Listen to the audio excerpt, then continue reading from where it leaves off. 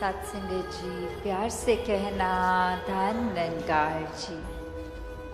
झारखंड और बिहार के इस समागम के ये दूसरे दिवस भी, जहाँ सभी ने एकत्व की बात करी, एक प्यार से खुद को संवार के, खुद प्यार बन के, फिर संसार में प्यार स्वयं ही वो बढ़ता जाए। अपने मन से ये विकारों को दूर करके सिर्फ अच्छाइयों को बसाना है। एक दूसरे के आंसू पोंछने का काम, ना कि आंसू दर्द देने का। अपने जीवन को उस तरह से पूरी तरह का ये पल पल का सदुपयोग किया जाए। हर पल में इस निराकार दातार को शामिल करके एहसास में जिया जाए। जैसे कोई भी चीज़ है, अगर उससे हम परिचित नहीं हैं तो सिर्फ उसकी एक डिस्क्रिप्शन या परिभाषा जान लें तो भी वो चीज़ इतनी समझ नहीं आती। पर जो कोई अगर उस चीज़ को बिल्कुल साक्षात कर दे तो वो पूरी तरह से पता लग जाता है। उसी प्रकार चाहे अनेकों नामों से इस परमात्मा का नाम लिया जा रहा है और परिभाषाएं भी कि हमेशा ये कायम दायम रहने वाला, ना घटता है, ना बढ़ता है, ना जलता है, ना कटता है। ये पहले भी जैसा था, आज भी ऐसा, और हमेशा सृष्टि खत्म होने पे भी। पर ये जानते हुए भी हर समय ये परमात्मा किस तरह पल पल में हमारे एक दर्शन रूप हो सकें।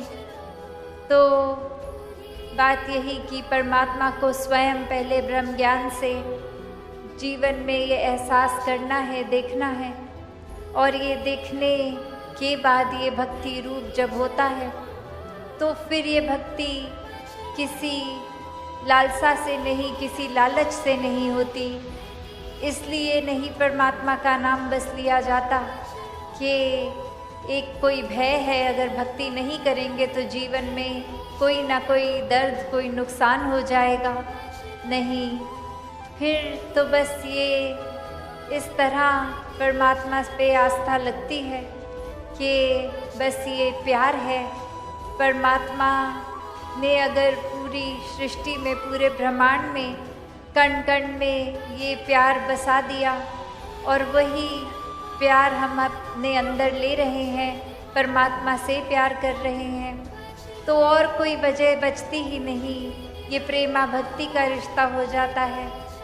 और सिर्फ वो भक्त और भगवान का ही नहीं, भक्त पूरे संसार से फिर वही रिश्ता बना के रखते हैं कि ये परमात्मा से जहाँ एकत्व भी और प्यार भी, तो फिर वो एकमिक होने वाली अवस्था पूरे संसार के लिए फिर वही भाई कन्हैया वाले भाव कि कोई अपना कोई पराया नहीं।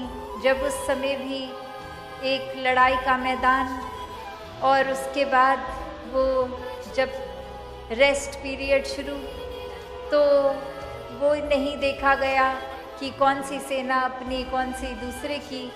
जितने भी पीड़ित सभी को मरहम पानी एक देने का भाव भाई कन्हैया का। और उसी प्रकार ये बिना भेदभाव के जीवन जीकर दिखाया। वैसे ही अगर हम अपने जीवन में भी देखें कि जहाँ अगर हर कोई वाकई ही हम परमात्मा का अंश हर एक में देख रहे हैं तो ये नफ़रत नहीं होगी, ये जाति पाति, ये पहनावा, भाषा, रंग, नस्ल, किसी वजह से भी कोई हमसे फ़र्क नहीं लगेगा हमें, क्योंकि हर एक में ही परमात्मा है।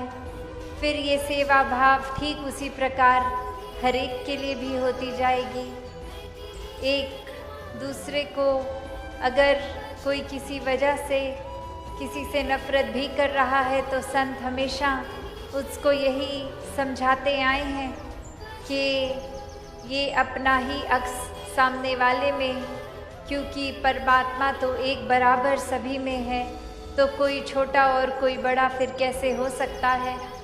अगर संसार में सिर्फ इसलिए ही छोटा और बड़ा बना दिया कि कहीं जन्म लिया और कहीं एक किस तरह की परवरिश हो रही है, तो ये फ़र्क के कारण अगर ऊंच नीच है, तो ये गहराई में अगर सोचा जाए तो ये फ़र्क कहाँ बने।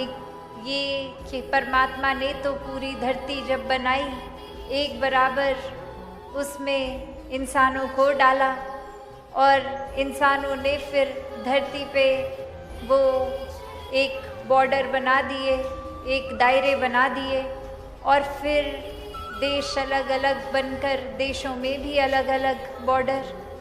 तो किस प्रकार ये फ़र्क तो इंसान ने ही डाले हैं। जैसे परमात्मा ने तो सूर्य बना दिया, सूर्य की किरणें हर एक तक एक बराबर ही पहुंचती हैं, वो फ़र्क नहीं करती कि कोई कैसा है कोई कैसा है, या सिर्फ किसी श्रेष्ठ प्रकार के ही इंसान है तो उन्हीं पे किरणें बरसेंगी और किसी पे नहीं। ये परमात्मा ने फ़र्क नहीं किया, इंसानों ने खुद अपने लालच के कारण या नफ़रत के भाव के कारण ये फ़र्क डाल दिए, ये ऊंच नीच बना दिए। वरना तो सभी एक बराबर, एक देखने में ज़रूर फ़र्क हो सकता है, किसी का शक्ल आकार कद काठी भाषा, पर वो कभी भी नफ़रत का कारण नहीं संतों ने समझाया।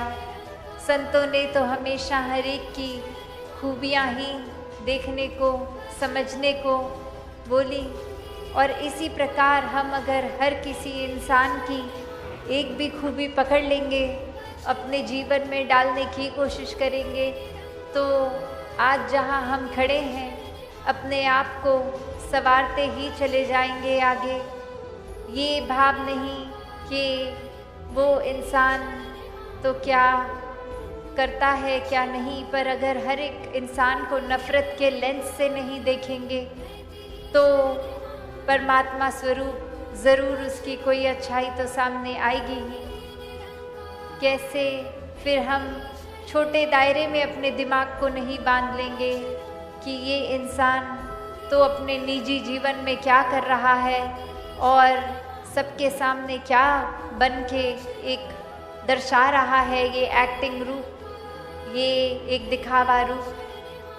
तो बात वही कि अगर हर किसी में हम अच्छाई हर एक में है। अक्सर एक हम ये उदाहरण भी सुनते हैं कि अगर कोई लगातार कुछ बुरे शब्दों का प्रयोग कर ही जा रहा है और सामने अगर कोई संतमति वाले हैं, वो उस पे एक उसके गाली गलौज पे रिएक्ट उस तरह नहीं करते, कुछ आगे से पलट के गलत नहीं बोल देते। ये ऐसा क्यों, ये फ़र्क क्यों संतों के अंदर? उनको भी अगर किसी ने, वरना दुनिया में तो कह देते हैं किसी ने हमें एक सुनाई तो हमने 4 सुना दी, पर संत तो ऐसा नहीं करते। कारण बस यही कि किसी ने अगर कुछ कहा भी तो परमात्मा का एहसास करके एक नियत सिर्फ यही कि अगर किसी ने कुछ चोट पहुंचाने वाले शब्द कहे तो हमें अगर वो चुभे भी, तो अगर हम भी उसको उसी तरह से उसके साथ व्यवहार रखेंगे तो उसको भी तो चोट पहुंचेगी। यदि सिर्फ बदले का भाव रखेंगे कि हमें चोट मिली तो सामने वाले को भी मिले और पता लगे कैसा महसूस होता है, तो हम अपने आप को एक अच्छे इंसान की श्रेणी में ना ही गिने तो अच्छा है। क्योंकि एक चोट पहुंचने पर, वो दर्द महसूस होने पर सिर्फ यही भाव संतों के आता है कि अगर कोई दर्द हमें मिला तो हम ऐसा क्या कर्म करें कि किसी और को ऐसा दर्द ना मिले। ये भाव होते हैं कि अगर किस तरह दूसरों के जीवन से कांटे हम हटा सकें, सिर्फ एक आराम दे सकें। कैसे हमें अगर कुछ अपशब्द बोल रहा है, कोई बुरे शब्द, कठोर शब्द बोल रहा है, तो उसको भी किस तरह प्यार से उसके साथ एक डील किया जाए। वरना तो बहुत ही आसान है कि ये बदले के भाव या फिर ये अपना स्कोर सेटल करने की जो बात होती है, ये एक हिसाब किताब। पर वहीं देखें तो परमात्मा ने कौन सा हमारे साथ हिसाब किताब किया है। परमात्मा ने प्यार किया और यही प्यार का रिश्ता, यही उम्मीद हमसे भी। तो अगर हम भी ये गिनने बैठ जाएं तो कहाँ तक गिनेंगे कि इस दातार ने हमें क्या दिया। एक पूरे दिन तो छोड़ें, एक पूरे घंटे में भी अगर सोचें तो परमात्मा ने ये श्वास बख्शे, ये आराम बख्शा, एक शक्ति उस तरह से एक समर्था बख्शी, चाहे शारीरिक रूप हो या वो एक कंफर्ट लेवल घर का, परिवार का, कामकाज का इत्यादि। तो हम अगर सोचें कि हम अगर वापस दे रहे हैं परमात्मा को, तो वो किस हिसाब में हम क्या ही वापस देंगे। तो बस यही भाव मन में रखें कि ये जो परमात्मा ने ये इतने इंसान को भी ये फरिश्ता रूप बनाया है, तो हर एक का उस आदर सत्कार करें। ये नर पूजा, ये नारायण पूजा के समान वाली बात कि ये सेवा भाव है मन में, तो इंसानों के एक ये सेवा करते हुए वही भाव कि हम वो कोई जैसे पूजा के समय मन में भाव होते हैं, एक आराधना करने समय ये जो सत्कार के परमात्मा के प्रति भाव होते हैं, ऐसे ही पूरे संसार के मनुष्यों के लिए जब आ जाएं तो वाकई ही एक असली इंसान की श्रेणी में हैं, परमात्मा के एहसास में रह रहे हैं, तो इंसान कहलाने लायक हैं। ये इंसानियत अगर रखनी है और हर समय के लिए रखनी है, तो ये रूहान, ये शक्ति, ये दातार, ये निराकार परमात्मा जिस नाम से भी बुलाएं, एक इसके ही रंग में रंगेंगे तो वाकई ही इंसानियत रहेगी। तो कैसे संतों ने चाहे सबको आराम दिया और अपने जीवन में भी बहुत सहज रूप में इंसानियत को आराम के साथ एक अकोमोडेट किया कि जहाँ खुद का जीवन चाहे पीड़ा में भी, दर्द में भी किसी वजह से है, दूसरों को किस तरह से बढ़ चढ़ के एक सेवा भाव से उनके प्रति समर्पित हुआ जाए। ऐसे भाव रखे, ना कि कोई ईर्ष्या रखी कि जिस तरह का हमारा रहना सहना है दूसरे का हमसे बेहतर कैसे है। नहीं, संतों ने तो ये भी शुक्र मनाया कि पड़ोसी आराम में है, और ये भी शुक्र मनाया कि अगर हमारे हिस्से जैसा भी दातार ने दिया और यही हमारे लिए बेहतर है। और ये निरंकार ने तो कभी भी मेहनत करने से मनाही तो की नहीं है।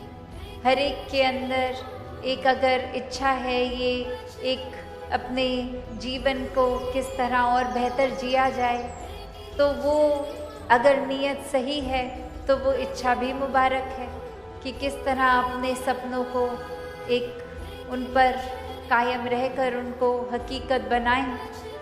और संतों ने फिर कभी भी उस तरह का भी जीवन जीने के लिए नहीं कहा कि अगर कोई चीज़ बहुत ज़्यादा हासिल करना चाह रहे हैं और नहीं हो रही तो इतना ही ज़्यादा हताश हो जाएं कि बिल्कुल खुद को अंदर से तोड़ ही लें।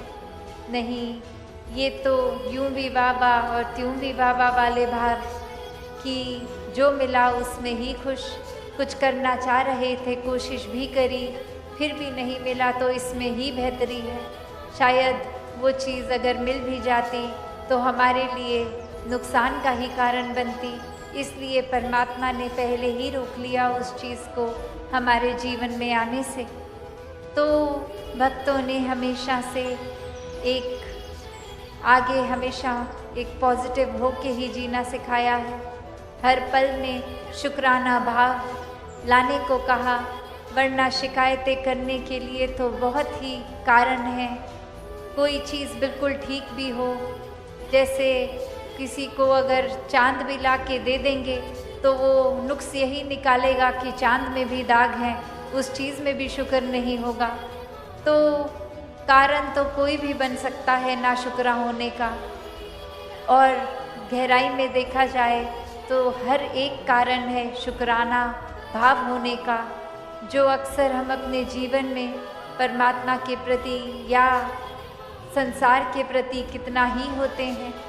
वरना देखा जाए तो ज़्यादा एक शिकवे, ये कंप्लेंट्स ही चलती हैं, ये ठीक नहीं, वो ठीक नहीं, उसको ऐसे नहीं, ऐसे होना चाहिए, ये इंसान ने ऐसे कैसे कह दिया, वो ऐसा नहीं, ऐसा कहना चाहिए।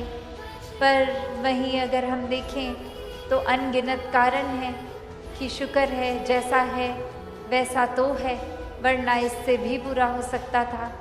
शुक्र है परमात्मा का। तो हर भाव में शुक्राना हो जब, तो जीवन बहुत ही सहज हो जाता है। वरना हम खुद ही अपनी राह में दीवार बन जाते हैं, खुद ही अपने जीवन को और कठिनाइयों से भर देते हैं। क्योंकि अगर बात वही कि अगर कोई कश्ती में है, पानी में है और तूफान आ रहा है, लहर उसी तरह वो कश्ती में दोनों इंसान को उतना ही हिला डुला रही हैं। एक तो यही शुक्राना कर सकता है और दूसरा ये कंप्लेन कि क्यों आ रही है तूफान, ऐसा क्यों कर रहा है परमात्मा हमारे साथ। और वहीं दूसरे इंसान ने इसका भी शुक्राना किया कि चलो भले तूफान आ रहा है पर कश्ती तो दी कि हम एक छोर तक चल पा रहे हैं, चाहे मेहनत लग रही है, स्ट्रगल लग रही है। शुक्र है कि एक बिल्कुल ही ऐसी हालत नहीं है। तो बात वही कि एक ही सिचुएशन में, एक ही परिस्थिति में दो अलग तरह से एक ये व्यवहार रूप, एक सोच रूप। तो बात वही कि संतों के लिए भी वही परिस्थिति है और जो परमात्मा से बेमुख हैं उनके लिए भी वही परिस्थिति है। फिर भी ये संतोधन जो है, ये शुक्राना भाव, संतोष, ये मन में शीतलता, सहजता जीवन में, ये सिर्फ़ और सिर्फ इस ब्रह्म ज्ञान द्वारा, ये परमात्मा की प्राप्ति, परमात्मा के एहसास द्वारा है।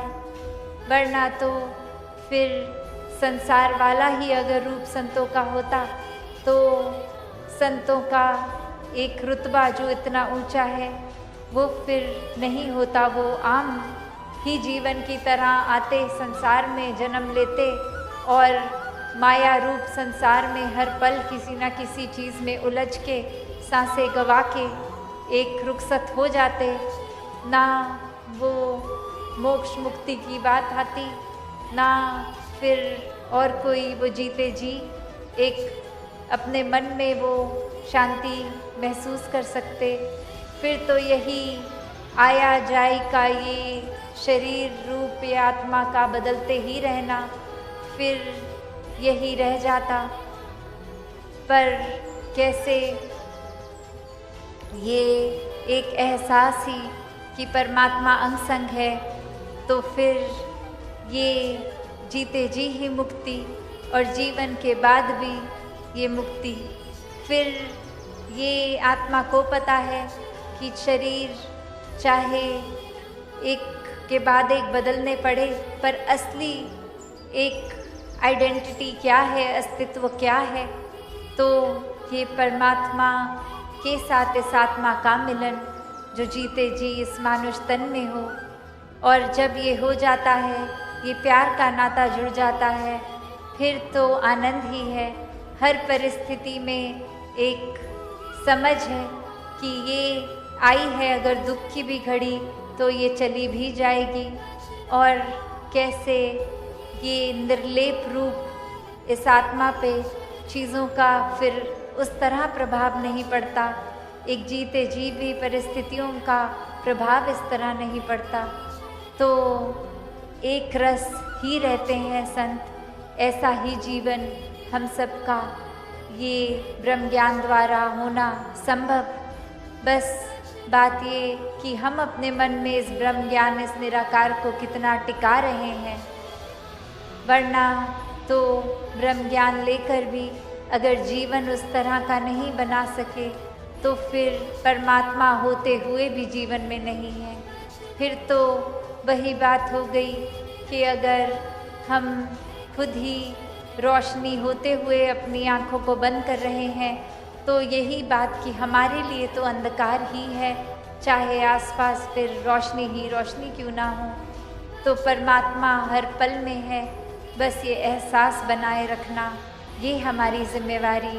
इसी ने, इस एहसास ने, इस लिव ने, इस कनेक्शन ने ही हमें एक भक्ति का मार्ग हमारे हिस्से रखना है। एक शांति, एक करुणा, दया, विशालता, दिल की विशालता, सोच की विशालता, हर एक को अपनाने की ये एक्सेप्टेंस के भाव तभी जीवन में आ सकते हैं।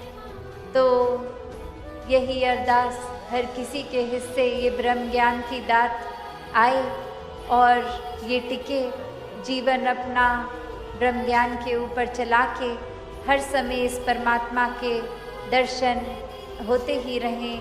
ये निराकार रूप भी परमात्मा का, तो फिर भी ये दर्शन करना संभव, क्योंकि ये एहसास है और यही एहसास हर पल हर एक में रहे। सेवा, सुमिरन, सत्संग करते रहें। और जैसे ये समागम में भी ये इतना सुंदर रूप बना, सभी एक साथ मिलके बैठे भी हैं, तो वो भेदभाव मन में नहीं है। ऐसे ही अपने जीवन में हम हर पल में हर एक को वो दिल में अपनी जगह देते रहें, एक दिल से दूसरे दिलों तक पुल बनकर रहें। हर किसी के मन में एक अच्छाई ही खुद भी रखें और सामने वाले को भी दें। तो दातार कृपा करे हर किसी पे। साथ संगत जी, प्यार से कहना धन निरंकार जी। साथ संगत जी, प्यार से कहना धन निरंकार जी। साथ संगत जी, गुरु शरीर नहीं, ज्ञान ही गुरु है। साथ संगत जी, साथ संगत जी, शरीर तो गुरु का भी नष्ट हो जाता है पर ज्ञान कभी भी नष्ट नहीं होता। तो चलिए साथ संगत जी, जानते इस विचार के माध्यम से आशय प्रवान करें और ध्यान से सुने। साथ संगत जी, साथ संगत जी, गुरु का वचन क्या होता है? इस निरंकार दातार का इशारा। इस दातार प्रभु का ज्ञान ही गुरु का वचन होता है। जो इंसान गुरु के इस विचार पर एतबार करके इस पर चलता है, जो गुरु से यह ज्ञान रूपी रोशनी प्राप्त कर लेता है, इस ज्ञान को जीवन में अपना लेता है, तो वही इस ज्ञान का लाभ प्राप्त करता है। जैसे कहीं अगर अब बहुत अंधकार हो रहा है और एक इंसान यह आवाज़ें दे रहा है कि भाई कोई रोशनी कर दो, मुझे अंधेरे में ठोकरें लग रही है, और उसकी आवाज़ सुनकर कोई उसकी हथेली पर दिया जलाकर रख देता है, तो अब चारों तरफ रोशनी हो जाती है। साथ संगत जी, लेकिन रोशनी चिल्लाने वाला वह इंसान अगर अपनी आंखें ही ना खोले, तो अपनी आंखें बंद ही कर ले, तो चारों तरफ रोशनी होते हुए भी वो रास्ते में पत्थर आने पर उनसे ठोकर ही खाता रहेगा। कहने का भाव साथ संगत जी, हमें सतगुरु की कृपा से जो यह ज्ञान रूपी रोशनी प्राप्त हुई है, तो हमें इसका लाभ उठाना है। इस ज्ञान को हमें अपने जीवन में उतारना है, इस पर अमल करना है, तभी हम इस ज्ञान से वास्तविक सुख प्राप्त कर सकेंगे। जब सतगुरु से हमें यह ज्ञान प्राप्त होता है और हम अपने आप को सतगुरु के आगे अर्पण कर देते हैं, तो तब ही यह मोलक वस्तु, यह ज्ञान, यह हमारे मन में टिक सकता है। लेकिन अगर यह मन हिल उज्जत ही करता रहे, तो फिर इस मन में यह ज्ञान नहीं ठहरता, क्योंकि हिल उज्जत मन हमेशा अभिमान से भरा हुआ होता है। और कहते हैं कि हरि को अहंकार ना भावे, यानी इस हरि परमात्मा को अहंकार अच्छा ही नहीं लगता। अवतार वाणी में बाबा अवतार सिंह जी महाराज भी यही फरमाते हैं कि जिस गुरु सिख नु नेवना भूले, होते गुरु खिलौना नहीं। तो कहने का भाव कि अगर यह मन निमाना नहीं बनता, हमारे मन में वह नर्मता वाले भाव नहीं आते, तो वहाँ पर गुरु ना गुरु है और ना गुरु का ही ज्ञान है। क्योंकि अगर गुरु के आदेश उपदेशों को हम अपने जीवन में नहीं उतारेंगे तो फिर हमें वह वास्तविक आनंद प्राप्त हो ही नहीं सकता। दास इस दातार प्रभु से यही अरदास करता है कि हे दातार, ऐसी मेहर कर, ऐसी कृपा कर कि हम संत महापुरुषों के साथ, ज्ञान के साथ अपना कर्म जोड़कर इस संसार का भला मांगते चले जाए। इस ज्ञान की प्राप्ति के लिए जहाँ गुरु की कृपा आवश्यक होती है, तो वहीं जिज्ञासु की ज्ञान की प्यास भी बहुत जरूरी होती है। स्वामी रामकृष्ण परमहंस के अनुसार ईश्वर को जानने की इच्छा इतनी प्रगाढ़ होनी चाहिए कि जैसे इंसान डूब रहा हो पानी में, उसके श्वास जा रहे हो, तो जिस तरह से उसको उस पानी से बाहर निकलने की इच्छा होती है, जिस तरह से उसकी वो एकाग्रता बनी रहती है कि मैं किसी तरह से इस पानी से बाहर आ जाऊं और खुली हवा में सांस ले सकूं, मेरा मुख पानी से बाहर आ जाए, तो उसकी वह तड़प जो उस वक्त होती है, तो उसी तरह से इंसान की तड़प इस दातार प्रभु के लिए भी होनी चाहिए साथ संगत जी। इसी तरह से इस भावसागर से पार होने की इच्छा मन में भी होनी चाहिए। लेकिन आत्मा को परमात्मा की जो प्यास है, उस तरफ तो इंसान का ध्यान ही नहीं जाता। और अगर शरीर को पानी की प्यास लगती है तो इंसान एक गली में पहुंचता है और कहता है कि भाई मुझे बड़े ज़ोरों से प्यास लगी है, कृपा करके बताइए कि मुझे पानी कहाँ मिलेगा। तो कोई उसको बता देता है कि यह गली जहाँ पर तुम खड़े हो, यहाँ आगे जाकर दाहिने मुड़ती है, वहीं पर नल लगा हुआ है, तो वहीं पर आपको पानी मिल जाएगा। तो सत्संगत जी इंसान वहाँ पर पहुँचता और नल खोलता है, लेकिन एक भी बूंद पानी नहीं निकलता। तो क्या तब तक वह वहीं ठहर जाता? नहीं, वह फिर किसी से पूछता है कि भाई कोई बता देता है कि थोड़ा आगे चले जाओ, वहाँ पर भी एक और नल लगा हुआ है, वहाँ पर तुमको पानी मिल जाएगा। तो वहाँ पर भी जाता है और वहाँ भी उसको पानी नहीं मिल पाता। तो अब भी क्या वह वहीं पर बैठ जाता है और वह क्या यही कहता है कि मैं इतना चलकर आ गया हूँ, मुझे तो यहाँ पानी ही नहीं मिला, तो बस मैं यहीं बैठ जाता हूँ। तो प्यास उसके मन को तड़पाती रहती है और वह तब तक तड़पती रहती है जब तक उसको पानी ना मिल जाए। साथ संगत जी, फिर चाहे उसको वहाँ से कोई भगाने के लिए कहे या चाहे आंधी चल रही हो, पर उसे तो पानी ढूंढना है, क्योंकि उसे पानी की तड़प है, उसे पानी की प्यास है। और जब तक उसकी वह प्यास नहीं बुझेगी तो तब तक उसके मन में वो बेचैनी लगातार बनी रहेगी। साथ संगत जी, इस तरह से अगर इस हरि परमात्मा की तड़प भी किसी इंसान के मन में है, तो उस इंसान को जहाँ जाने को कहा जाता है, और अगर वह वहाँ उसे संतुष्टि नहीं होती तो वह आगे चला जाता है। और अगर उसको वहाँ पर भी हकीकत में परमात्मा का साक्षात्कार नहीं कराया जाता, जिसके बारे में बताया जाता है कि यह अचल है, अमर है, यह अविनाशी है, कण कण में व्यापक है, यह हर जगह मौजूद है, यह पढ़ के साथ पढ़ नहीं होता, उत्पन्न के साथ उत्पन्न नहीं होता, यानी जितने भी इस प्रभु के गुण बताए गए हैं, तो अगर उस परमात्मा का बोध उसे नहीं होता तो इंसान को यह प्रयत्न लगातार करते रहना चाहिए। और अगर इंसान को इसकी प्यास वास्तव में लगी है तो वह इस कार्य को कभी भी कल पर नहीं छोड़ेगा।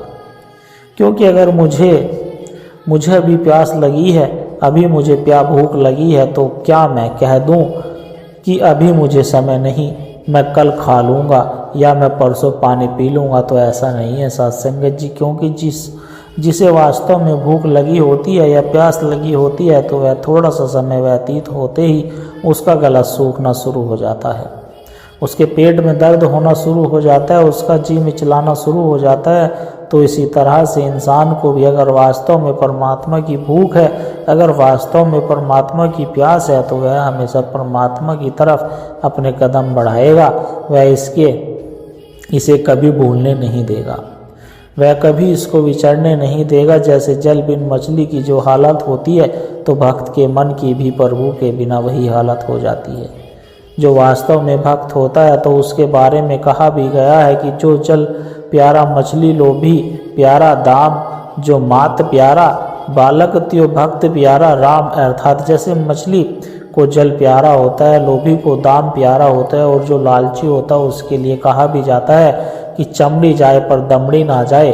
तो इसी प्रकार से भक्त को भी यह राम प्यारा होता है। साथ संगत जी, महापुरुषों, प्यार निष्काम भाव से किया जाता है। जिस तरह से माँ भी अपने बच्चों से प्रेम करती है तो उसमें कोई भी स्वार्थ नहीं होता। वह बस यही सोचती है कि मेरा बच्चा बड़ा होकर काम करेगा, फिर वह मुझे खिलाएगा, इसलिए मैं इसकी परवरिश करूं। तुम्हारे इसलिए परवरिश नहीं करती है। वह तो बस यह जानती है कि इसकी रगों में जो रक्त है और जो उसकी प्रीति जो उसके साथ जुड़ी हुई है वही उसका प्यार है। एक एक धड़कन उसकी अपनी है। उसके बच्चे पर अगर जरा भी आँच आ जाती है तो माँ को पीड़ा होनी शुरू हो जाती है। कहने का भाव कि वह एक निष्काम भाव से ही देखभाल होती है, वह प्रेम निष्काम भाव से ही हुआ होता है। साथ संगत जी, तो इसी तरह से इस प्रभु के साथ एक भक्त भी निष्काम भाव से प्रेम करता है। भक्त भी कोई कामना मन में रखे बगैर इस प्रभु से प्रेम करता है। कहा भी है कि कामी क्रोधी लालची हिते भक्ति ना होए, भक्ति करे कोई सूरमा जाति वर्ण कुल खोए। तो कहने का भाव साथ संगत जी, केवल भक्त ही किसी प्रकार की लालसा के बगैर प्रेम किया करते हैं। वो प्रेम इसलिए करते हैं क्योंकि प्रेम ही आनंद का स्रोत है, सुख का स्रोत होता है। जो महापुरुषों अंत में दास बस इतना ही कहना चाहते हैं कि यह दिव्य चक्षु यह ब्रह्म ज्ञान की दृष्टि जो प्राप्त करने के लिए किसी को ग्रस्त छोड़ने की जरूरत नहीं है। बस इसकी प्राप्ति की इच्छा अगर आपके मन में है तो फिर इस इच्छा की पूर्ति भी अवश्य करनी है। इस मालिक के साथ अपना नाता जोड़ना भी आवश्यक है, जिसका यहाँ पर जिक्र भी हो रहा है। यह हर जगह मौजूद है, यह पत्ते पत्ते में, डाली डाली में, यह हर मालिक मौजूद है। यानी कोई भी ऐसा स्थान नहीं जहाँ यह मालिक मौजूद नहीं, जिसे देखने के लिए केवल दिव्य चक्षुओं की जरूरत होती है, और यह दिव्य चक्षु केवल सतगुरु की कृपा से ही प्राप्त होते हैं। तो महापुरुषों दास इन्हीं शब्दों के साथ आपसे इजाज़त चाहता है। बड़े प्यार से कहना, धन निरंकार जी। प्यारे संतों, एक छोटी सी अरदास और है। अगर इन विचारों ने आपके दिल को छुआ है, अगर आपको आत्मिक शांति का एक कण भी महसूस हुआ है, तो इस ज्ञान के प्रसाद को, इन विचारों को केवल अपने तक सीमित ना रखें। इस प्रेम के पैगाम को आगे औरों तक भी पहुँचाए, क्योंकि सत्संग जी एक दिए से ही दूसरा दिया जलता है। जब हम इस सत्य की आवाज़ को और रूह तक पहुँचाने का माध्यम बनते हैं तो यह भी निरंकार की बहुत सुंदर सेवा ही है। और इस ज्ञान की धारा से सतगुरु के इन विचारों से निरंतर जुड़े रहने के लिए आप हमारे इस सत्संग के डिजिटल परिवार का हिस्सा बन सकते हैं, ताकि जब भी कोई नया विचार साझा हो वह आप तक सहज ही पहुंच जाए और हमें एक दूसरे के विश्वास से बल मिलता रहे। सतगुरु हम सब की छोटी छोटी सेवाएं स्वीकार करें। साथ संगत जी, आशा करता हूँ दास के द्वारा कहे विचार आप सभी संतों को अच्छे जरूर लगे होंगे। अगर अच्छे लगे हो तो वीडियो को लाइक करें, शेयर करें, कमेंट बॉक्स में धन निरंकार जी लिखकर अपने विचार साझा जरूर करें, और दास के चैनल को भी सब्सक्राइब जरूर कर ले और दास को आशीर्वाद दे। दास हर रोज आप जी के चरणों में ऐसे ही सुंदर सुंदर प्रेरणादायक कहानी विचार लेकर आता रहूं। साथ संगत जी, प्यार से कहना, धन निरंकार जी।